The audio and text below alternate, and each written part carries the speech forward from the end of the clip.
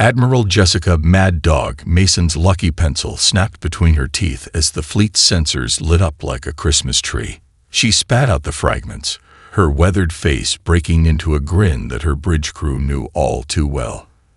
That expression had preceded some of Earth Fleet's most memorable moments, not all of them strictly regulation. "Ma'am," Lieutenant Rodriguez called from his station, "I'm tracking 12 crystalline structures, each approximately 3 kilometers in length. They're arranged in a perfect hexagonal formation." Mason leaned forward in her command chair aboard the EF Intrepid, studying the holographic display. Earth's first deep space expedition fleet had just dropped out of hyperspace in what they'd thought was empty space. So much for that intel. "Well, would you look at that?" she drawled, a hint of her Texas upbringing coloring her words. Somebody's been keeping their corner of space mighty tidy. Their own fleet of 15 ships couldn't have looked more different, each vessel a unique design, representing the best innovations from Earth's various spacefaring nations. The Intrepid herself was an American-Japanese hybrid, all sharp angles and practical efficiency. To their port, the Indian-built Ganges rippled with experimental metamaterial plating. The Chinese Celestial Dragon boasted the most powerful engines in the fleet, while the Brazilian Amazonas carried enough automated drones to blow out a small sun. "They're scanning us," Commander Park announced from Tactical. "Multiple frequencies, very thorough. Wait, they're broadcasting." A voice filled the bridge, speaking perfect English, but with an oddly musical undertone that made it distinctly alien. "Unidentified fleet, you have entered the space of the galactic hegemony. Your vessels are unrecognized." Mason couldn't help but notice the pause. She gestured to communications to open a channel. "This is Admiral Jessica Mason of the Earth Expeditionary Fleet. We come seeking peaceful contact and exchange." She paused before adding, "Though I notice you folks seem a bit surprised by our ships." The alien response came with what sounded suspiciously like a sniff of disdain. "Your vessels demonstrate significant design inefficiencies. Our records indicate your species achieved faster-than-light travel merely 1 century ago. The hegemony has used standardized designs for the past 50 millennia." Several bridge officers bristled at the condescending tone, but Mason's grin only widened. She'd heard similar comments from older military officers about her unconventional tactics during her fighter pilot days. Those comments usually stopped after she won. "One man's inefficiency is another man's innovation," she replied cheerfully. "Though I have to wonder, 50,000 years without changing things up. Don't you get bored?" A different voice cut in, deeper and carrying more authority. "Admiral Mason, I am Supreme Commander Zegsuple of the Hegemony Border Fleet. Your species' approach to ship design is unusual. Our sensors indicate you are employing at least 7 distinct propulsion technologies across your fleet. 8, actually," Mason corrected. "The Amazonas is testing something new. We like to keep our options open."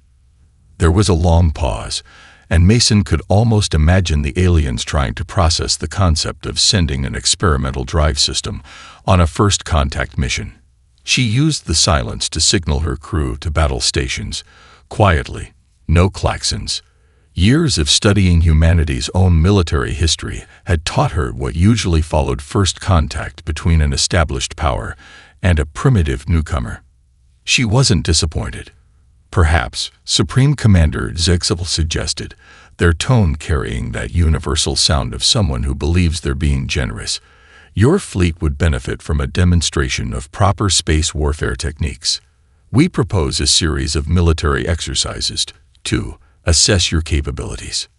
Mason picked up a fresh pencil from her console, already looking forward to chewing it to splinters. "Supreme Commander, we would be honored." She winked at her XO, who was already shaking his head in anticipation. "Though if we're putting on a show, why not make it interesting? Your communications suggest you can reach most of the galaxy. How about we broadcast the whole thing?" The silence from the hegemony ships lasted even longer this time. Mason used it to send a quick message to the fleet. "Boys and girls, looks like we get to show the galaxy how Earth does things. Try not to break too many laws of physics on the first day. The response came back finally, carrying a hint of what might have been amusement or concern. Agreed, Admiral Mason. Prepare your fleet. The exercises begin tomorrow. Mason's grin turned predatory as she bit down on her fresh pencil. Oh, we'll be ready. Earth fleet, battle stations, nice and quiet now. Time to give the galaxy something to talk about. The Hegemony's challenge spread across the galaxy faster than a quantum signal. Within hours, viewers from 1,000 worlds tuned in to watch what Supreme Commander Zugzuvel had dubbed a lesson in civilized warfare. The betting pools, surprisingly, hadn't started with the humans. They're giving us 3-to-1 odds of complete humiliation. Commander Park reported from his station, scanning the galactic feeds. 5-to-1 for partial survival of the fleet, and he whistled, 100-to-1 against us winning any of the challenges. Admiral Mason lounged in her command chair, boots propped on a console in clear violation of regulations. Park, please tell me you mortgaged your house and bet on us. Already done, ma'am. The whole crew did.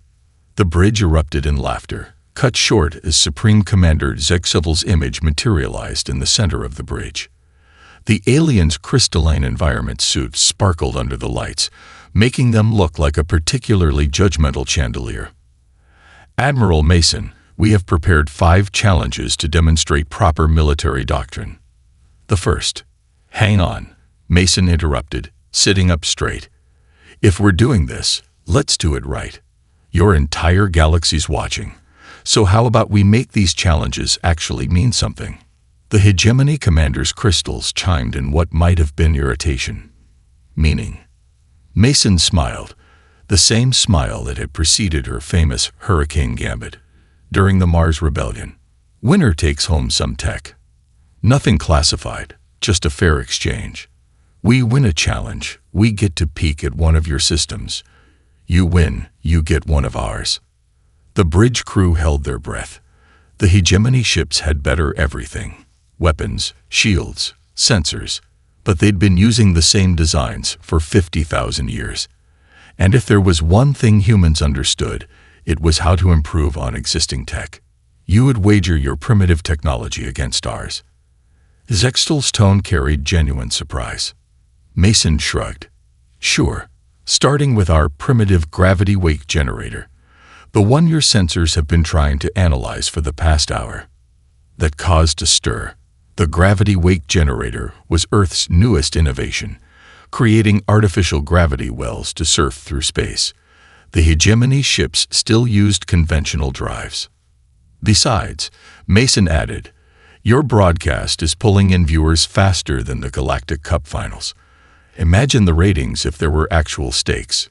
A pause, followed by the subtle chiming that the Earth crew had learned meant internal Hegemony communication. Finally, Zugzuvel spoke. Agreed. The challenges will be as follows. The holographic display shifted, showing complex spatial arrangements. First, the Maze of Harmony, a navigation challenge through quantum-shifted space. Second, the Symphony of Battle, a weapons demonstration. Third, the Dance of Elements, environmental hazard navigation. Fourth, the Unity of Purpose, fleet coordination. And finally, the Judgment of Tradition, a full simulated engagement. Mason pulled up the specifications on her personal display, already noting at least 3 ways to break each challenge. Looks fun. When do we start? Tomorrow at local dawn. We suggest you use the time to prepare your varied vessels. Zextel's image flickered. Though given your species' brief spacefaring history, we would not be offended if you withdrew. Wouldn't dream of it. Mason stood, addressing both her crew and the watching galaxy. Though since we're all friends here, maybe a small demonstration before tomorrow. Something casual, just to get the audience warmed up. Without waiting for a response, she nodded to Tactical. The Amazonas, right on cue, launched its drone swarm. 10,000 tiny ships, each no bigger than a coffee cup, spiraled out in a double helix pattern. As the Hegemony ship's sensors tracked the swarm, the drones suddenly shifted, forming a perfect three-dimensional image of Earth's flag, then the United Nations symbol, and finally, just to show off, a precise replica of the hegemony fleet rendered in pinpoints of light. "Just a little something we cobbled together," Mason said to the stunned silence. "See you tomorrow, Supreme Commander. This is going to be one hell of a show." As the transmission ended, Mason turned to her crew. "All ships, battle drill in 20 minutes. Let's remind ourselves how to do the impossible." She paused, then grinned. "And someone get me a new pencil. I got some regulations to creatively reinterpret." The maze of harmony looked anything but harmonious. Quantum distortions twisted space into impossible geometries, while artificial gravity wells lurked like deep-sea predators. The hegemony had spent centuries perfecting this course. Now trillions of alien viewers watched as their ships began their demonstration. "Show-offs," Lieutenant Rodriguez muttered as the crystalline vessels moved in perfect synchronization through the maze. Their paths were mathematically precise, each turn calculated to micrometer accuracy. It was like watching a ballet performed by supercomputers. Mason chewed her pencil thoughtfully. "Notice how they're all following the exact same route?" she asked her crew. 50,000 years, and they never once thought to try a different path. The hegemony ships completed their run in exactly 15 minutes, emerging in their signature hexagonal formation. Supreme Commander Zexel's voice carried unmistakable smugness. "Your turn, Admiral. We recommend a cautious approach, given your limited experience." Mason's response was to open a channel to her fleet. "All right, kids, remember what we discussed. Thunderbird formation, with some improvements." She winked at her XO. "Time to show them why Earth never learned to color inside the lines." The Earth fleet moved forward, but not in formation. The Intrepid led the charge, but each ship took a different approach. The Ganges literally rode the edge of a gravity well, its metamaterial hull rippling as it surfed the gravitational waves. The Celestial Dragon corkscrewed through a quantum filament in a manner that made several hegemony physicists file formal protests. "Ma'am," Park called out, "the Amazonas is requesting permission to try something unconventional." Mason didn't even look up. "As long as they don't break causality this time, tell them to go for it." The Brazilian ship launched its drone swarm, but instead of forming patterns, the tiny ships created a three-dimensional map of the local spacetime distortions. The Amazonas followed the path of least resistance, letting the quantum currents do most of the work. "Admiral," Hexel's voice crackled with concern, "your ships are deviating from the prescribed safe routes." "Safe is relative," Mason replied, then hit her internal comm. "Intrepid, time to show them the crazy Ivan." Her helm officer, Lieutenant Sarah O'Connor, grinned wickedly. The Intrepid suddenly cut its main drive, firing maneuvering thrusters in a pattern that looked random but was anything but. The ship spun through 4 dimensions, using the gravity wells themselves as slingshots. They passed through 3 impossible sections of the maze in under 2 minutes. "That's not. You can't." For the first time, Hexel seemed at a loss for words. The Russian-built Volga pulled off a maneuver that made the hegemony's safety officers shut down their monitoring stations in protest. The Indian ships moved in tandem, creating their own microgravity wells to counter the maze's pull. Even the Australian support vessel got into the act, using its maintenance drones to map safe passages for the smaller ships. 10 minutes in, and the galaxy watched in stunned silence as Earth's fleet not only navigated the maze, but did so with a kind of controlled chaos that bordered on art. No 2 ships took the same path, yet somehow they all worked together. "Admiral Mason," Hexel's voice had lost its condescension, replaced by genuine curiosity. "Your tactics violate 17 different laws of strategic movement." Mason checked her chronometer. "Only 17. We must be having an off day." The Intrepid executed one final spin, emerging from the maze upside down relative to the hegemony fleet. The rest of Earth's ships followed, each at a different angle, like a scatter of dice thrown across space. Final time, 12 minutes, 30 seconds. Well, Mason drawled into the stunned silence. I believe that makes us the winners of round one. She pulled up the technical specifications for the hegemony's quantum navigation systems on her display. We'll take a look at those nav computers now, if you don't mind. Might find some ways to make them more interesting. As her crew celebrated, Mason noticed something on the Galactic feeds. The betting odds for the next challenge had shifted dramatically. Seems the galaxy was starting to learn what humanity had known all along. Sometimes the best way forward is sideways, upside down, and through a quantum anomaly or two. Get ready for the weapons test, she told her crew. And someone find me a new pencil. This next part is going to require some serious thinking outside the box. The weapons range materialized before the fleets, a sprawling field of holographic targets, shield generators, and sensor buoys. The hegemony ships arranged themselves in their usual perfect formation, weapon ports gleaming. Standard weapons demonstration protocol. Supreme Commander Zexable announced to the galaxy-wide audience. Each fleet will demonstrate precision, power, and tactical applications. Mason watched as the crystalline ships fired their first salvo. Perfectly synchronized energy beams lanced out, striking their targets with surgical precision. Each shot was identical, each impact calculated to the microsecond. The display of uniformity and power drew appreciative murmurs from the galactic audience. Very pretty, Mason commented, then turned to her weapons officer. Lieutenant Chen, remember that trick you weren't supposed to try during war games back home? Chen's eyes lit up. The one that got me 3 weeks of bathroom cleaning duty. That's the one. Light 'em up.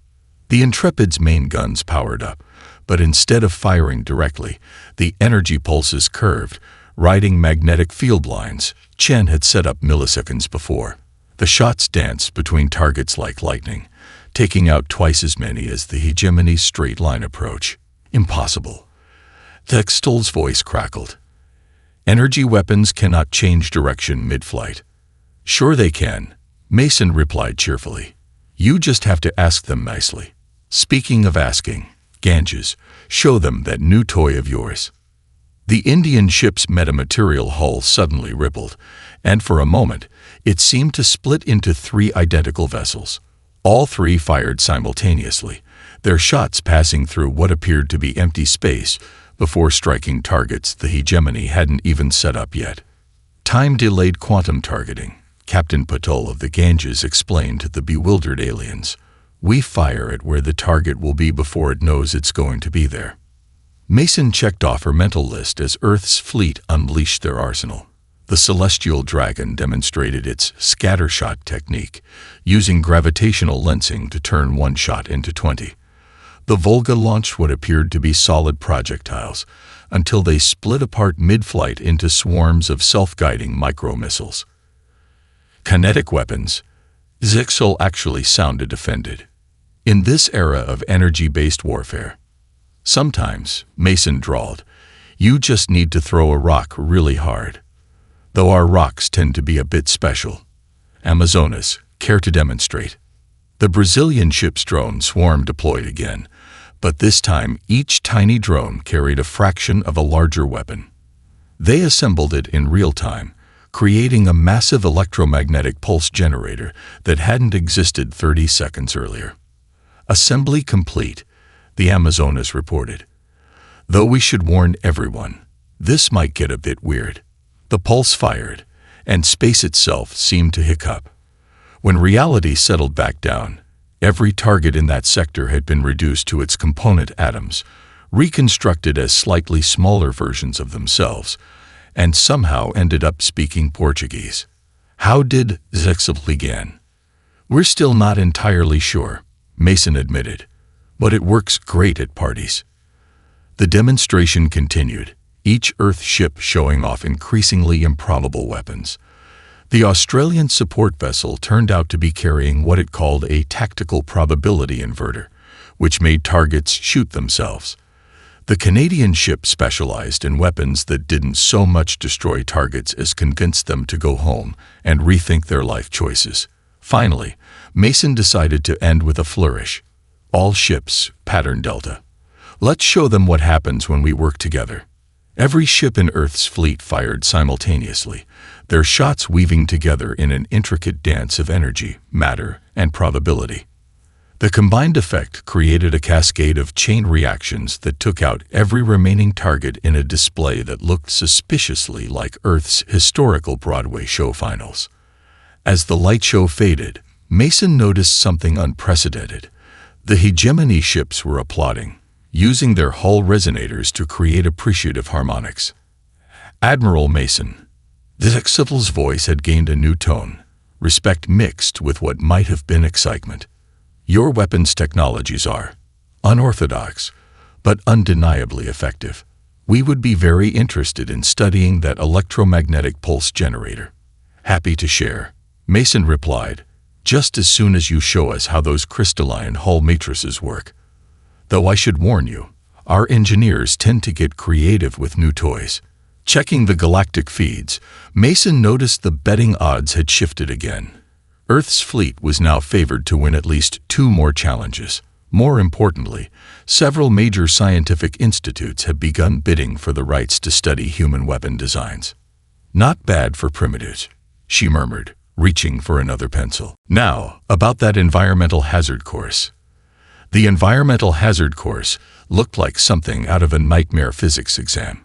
Quantum storms rippled across space-time, while microsingularities played gravitational tug-of-war with anything that came near.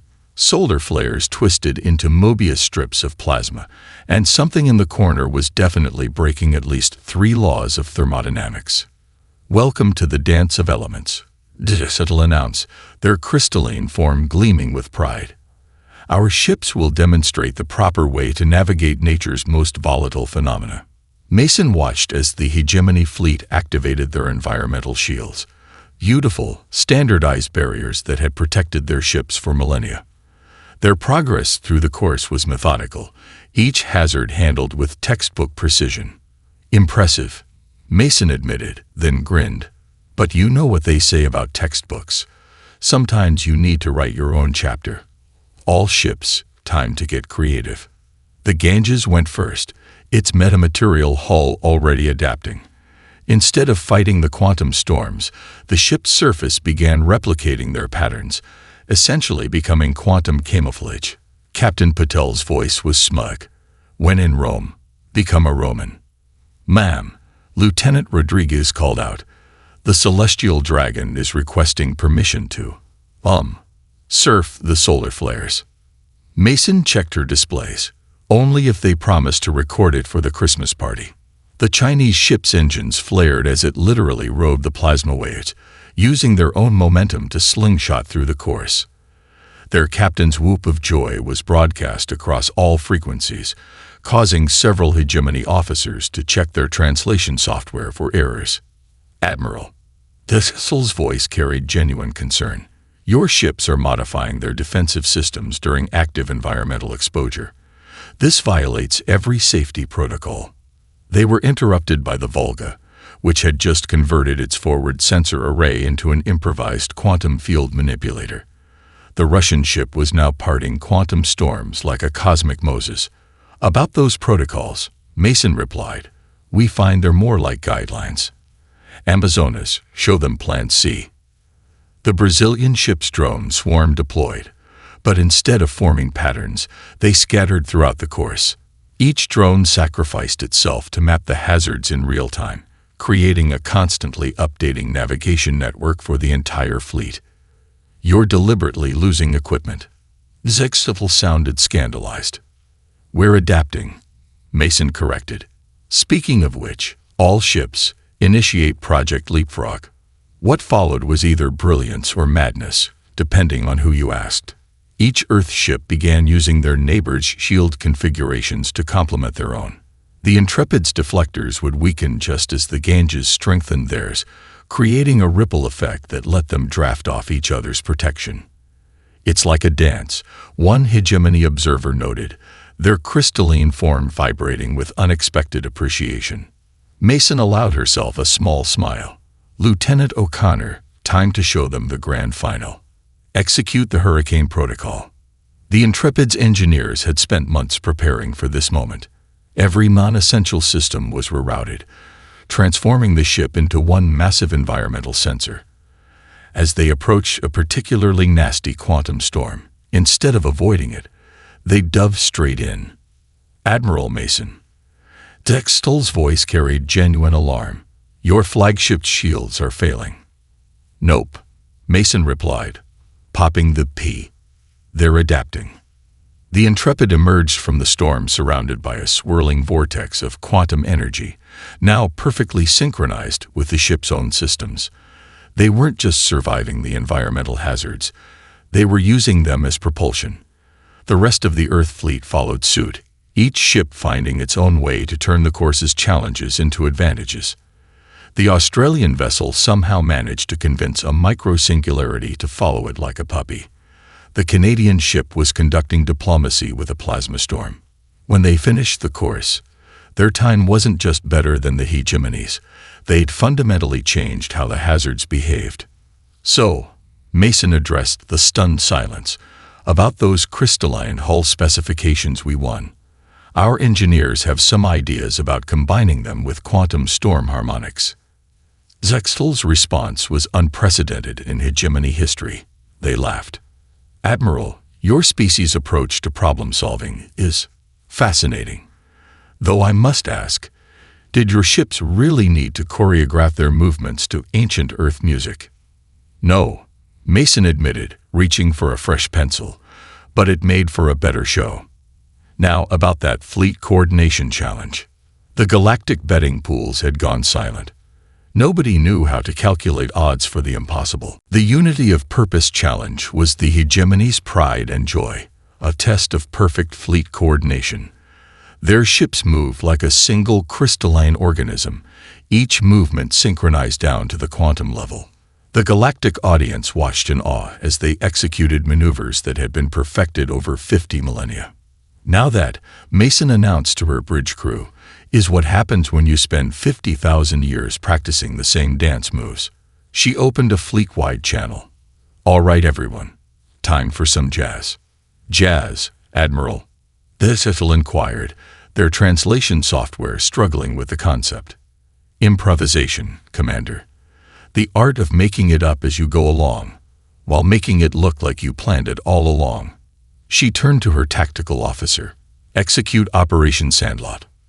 The Earth fleet suddenly split into 5 distinct groups, each moving with completely different tactical doctrines. The hegemony observers frantically tried to identify the pattern, only to realize there wasn't one, or rather, there were several, all happening simultaneously. "This is chaos," Dextel protested. "Your ships are acting independently without central coordination." "Not chaos," Mason corrected, watching as the Ganges and Celestial Dragon executed a perfectly timed cross-formation that looked completely random until the last second. "Jazz." The Amazonas drone swarm split itself between all 5 groups, creating a complex web of real-time communication. Each ship commanded its own mini-fleet while simultaneously responding to the others. It was like watching a professional sports team where every player could be the quarterback at any moment. "Think of it like this," Mason explained to the increasingly fascinated galactic audience. "Your fleet is like a perfectly rehearsed orchestra. Ours is more like a jam session." To demonstrate, she ordered the Intrepid into what appeared to be a reckless charge directly at a cluster of practice targets. The hegemony observers began calculating their inevitable collision, until 3 other Earth ships, seemingly engaged in completely different maneuvers, suddenly converged to create a gravitational slingshot effect. "Impossible," one hegemony tactical officer muttered. "They couldn't have coordinated that in advance." "We didn't," Mason confirmed cheerfully. "We just trust each other to be in the right place at the right time." "Speaking of which, Volga, you're up." The Russian ship had been quietly hanging back, apparently out of formation. Now it suddenly accelerated, using the gravitational wake of every other ship's maneuvers to build up speed. By the time it reached the target area, it was moving fast enough to create its own time dilation effect.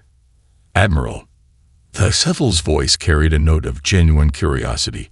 Your ships appear to be operating under different tactical doctrines, yet they're achieving greater efficiency than standardized formations. How do you maintain command and control? Mason grinned. That's the neat part. We don't. At least, not the way you think. She gestured to her display, where Earth ships were now executing what looked like a chaotic dance, but was actually a complex series of interlocking maneuvers. Every captain knows the mission, knows their capabilities, and knows their teammates. After that, it's all improvisation. To prove her point, she ordered the fleet to execute what she called the Firefly Gambit. Each ship immediately began moving in seemingly random patterns, their paths creating what appeared to be complete disorder. But as the hegemony watched in amazement, those random movements began creating interference patterns in the target area's sensor grid. You're using chaos theory for tactical advantage. Zixtel's crystalline form vibrated with what might have been excitement. Among other things, Mason replied, Amazonas, show them the final. The Brazilian ship's drones, which had been quietly mapping the patterns of both fleets, suddenly created a massive holographic display. It showed the mathematical beauty hidden in Earth's apparent chaos. Fractal patterns, golden ratios, and perfectly timed synchronicities that no central command could have coordinated. Think of it this way, Mason explained as her fleet seamlessly transitioned into their closing formation, each ship approaching from a different vector, but somehow arriving in perfect synchronization. Your fleet is like a supercomputer, processing everything through a single perfect program. Ours is like a neural network, each ship adding its own connections to create something greater than the sum of its parts. The galactic audience had gone silent again, but this time it was the silence of paradigm shifting. The betting pools had stopped taking wagers entirely. The odds calculators had crashed trying to model human unpredictability. Zextel's next words would be quoted in military academies for centuries. Admiral Mason, I believe we have been defining unity far too narrowly. Mason just smiled, reaching for another pencil. Just wait until you see what we do in a real fight. Now, about that final challenge. The observation deck of the Intrepid had never been so crowded. Hegemony officers in their crystalline environment suits mingled with Earth's crew, their forms catching and refracting the starlight in prismatic patterns.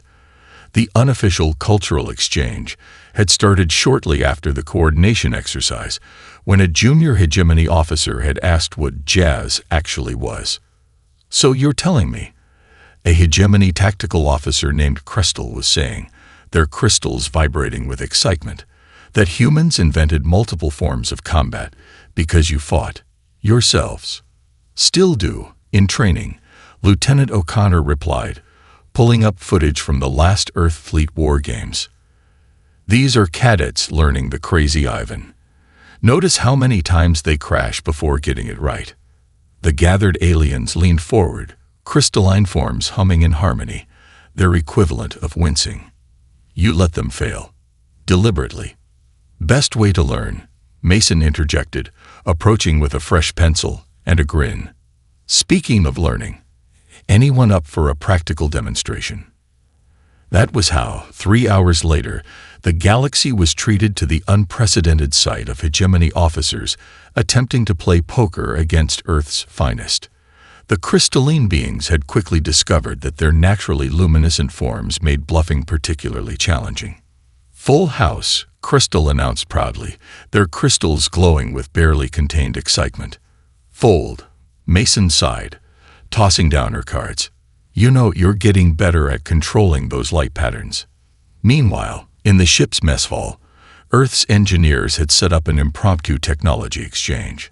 The hegemony's crystalline computing systems were laid out next to Earth's quantum processors, while teams from both species excitedly sketched hybrid designs on napkins. What if, a Brazilian engineer was suggesting, hands waving animatedly, we used your crystal matrices to focus our drone swarm's quantum entanglement? Impossible. A hegemony scientist replied, then paused. Though perhaps if we modify the lattice structure, Their crystals began glowing with complex mathematical patterns. Captain Patul of the Ganges had organized a different kind of exchange on her ship's holodeck. This, she explained to a fascinated group of hegemony officers, is what we call a Bollywood dance number. The aliens watched in amazement as the human crew demonstrated a choreographed routine that somehow combined their fleet's chaotic tactical doctrine with perfectly synchronized movements. Several hegemony officers began attempting to replicate the moves, their crystalline forms creating unexpected but beautiful light shows. Back on the Intrepid, Mason found Supreme Commander Zegsevel studying historical footage of Earth's space development. You went from atmospheric flight to interstellar travel in less than 2 centuries, Zegsevel observed, their usual condescension replaced by genuine wonder. How did you advance so quickly? Mason shrugged. We had good motivation. All those science fiction stories about meeting aliens, some peaceful, some not so much. We figured we'd better be ready either way. Fiction. You prepared for space warfare based on imaginary scenarios. Imagination's kind of our thing, Mason replied. Though I have to admit, we never quite imagined. She gestured to where a group of Earth and hegemony officers were now attempting to teach each other's traditional military songs. The resulting sound was somewhere between a crystal orchestra and a rowdy bar corps. Surprisingly, it worked. Your species, Zegsevel noted, their crystals shifting to thoughtful blues and greens, approaches everything as both a challenge and an opportunity for, what did you call it? Jazz. Speaking of challenges, Mason grinned, my tactical team has some theories about combining your crystalline hull technology with our gravity wake generators. Want to help us break a few laws of physics? Before Zegsevel could respond, a cheer went up from the poker table. Crystal had just won their first hand through actual bluffing rather than crystal luminescence. Admiral. Zegsevel's voice carried an emotion their translation software couldn't quite convey. I believe the galaxy may need to reconsider its definition of advanced civilization. Mason was about to reply when Lieutenant Rodriguez rushed up. Ma'am, you're going to want to see this. The Galactic feeds. Well, we've gone viral. The main screen showed clips of their demonstrations spreading across the galaxy. Betting pools had been replaced by technology exchange offers. Several major powers were requesting their own cultural exchanges with Earth's fleet. Well, Mason drawled, pulling out her last pencil, looks like tomorrow's final challenge just got a lot more interesting. Anyone up for teaching our new friends how to play chicken with a quantum singularity? The answering crystal harmonics sounded suspiciously like laughter. The final challenge never happened, at least, not in the way anyone expected. Instead of a simulated battle, the command deck of the Intrepid had become an impromptu galactic conference room. Representatives from 12 different spacefaring civilizations crowded the space, their various environmental suits creating a scene that looked like an interstellar art exhibition. So, Mason addressed the assembled aliens, shooing her final pencil. You all want to learn how to human your way through space combat. Not just combat. A gaseous being floating in a containment field corrected. Your species' approach to everything. It's unprecedented. Mason glanced at Zegsevel, who had somehow ended up at her right hand like an old friend. Want to tell them? Or should I? The Supreme Commander's crystals shifted through amused colors. Humans, as we have learned, don't just think outside the box. They take the box apart, rebuild it into something new, then question why it needed to be a box in the first place. The assembled representatives buzzed, glowed, and vibrated their agreement. The hegemony's broadcasts had sparked a galaxy-wide revolution in military thinking. Already, several species were experimenting with drone swarms, while others had begun modifying their rigid command structures. Which is why, as Silicon-based Admiral rumbled, we propose the establishment of the first Galactic War College, with Earth's fleet as primary instructors. Mason almost swallowed her pencil. Come again. The proposals flooded in. A training facility combining the best of all species' military traditions. Exchange programs for officers. joint fleet exercises. But most importantly, a place where the galaxy could learn humanity's most valuable skill: adaptation. Your species, this Exable explained to the gathered crowd, achieved in centuries what took us millennia. Not because you're smarter or more advanced, but because you never stopped asking what if. Speaking of what if, Captain Patel cut in from her communication screen. The Ganges engineers have successfully merged hegemony crystal matrices with our metamaterial hull. Anyone want to see what happens when you can quantum tunnel an entire battlecruiser? The resulting demonstration violated 16 different laws of physics. The gathered representatives immediately began bidding for the technology. That's not even the best part, Mason grinned. Show them Project Symphony. Crystal. The hegemony officer, who had become the unofficial liaison between the two fleets, activated a holographic display. It showed a new ship design, one that combined Earth's chaotic innovation with hegemony's crystalline precision. We call it the Harmony class, Crystal announced proudly. The first true hybrid warship, standardized enough to be reliable, unique enough to be unpredictable. And, Mason added, every species here will get the specs, on one condition. The room went quiet. You have to modify them. Change them. Make them your own. Because that's what we've learned from each other. Strength isn't in uniformity or chaos, but in finding your own path between the two. The agreement was unanimous. Already, the representatives were discussing modifications based on their species' unique characteristics. There's more, Zexidl announced. The hegemony proposes a new doctrine. No longer will we enforce standardization. Instead, we will serve as coordinators of innovation, helping species share and adapt each other's advances. Mason smiled, remembering their first encounter just days ago. From proper military doctrine to innovation coordinators. That's quite a change, Supreme Commander. We had an excellent teacher in improvisation, Admiral. The meeting evolved into a celebration. The Australian vessel somehow taught a group of energy beings to play rugby. The Volga's crew introduced quantum vodka to the galaxy. Several species evolved new organs to process it. The Amazonas drone swarm created a real-time translation matrix that let everyone communicate without computers. As Mason watched the impromptu party, she felt a tug on her sleeve. Lieutenant Rodriguez handed her a message. 3 more galactic powers were requesting cultural exchanges with Earth's fleet. Well, she drawled to Zexidl, pulling out a fresh box of pencils. Looks like we're going to need a bigger classroom. The Supreme Commander's crystals chimed with laughter. Just promise me one thing, Admiral. Oh, when you teach the galaxy how to human, try not to break too many laws of physics on the first day. Mason grinned, already chewing a new pencil. No promises, Commander. After all, breaking the impossible is kind of our thing. Above them, the stars seemed to shine a little brighter, as if the galaxy itself was eager to see what would happen when humanity's chaos theory met the cosmos. The betting pools, meanwhile, had given up entirely. Some things, they decided, were beyond calculation, and that was exactly how humanity liked it.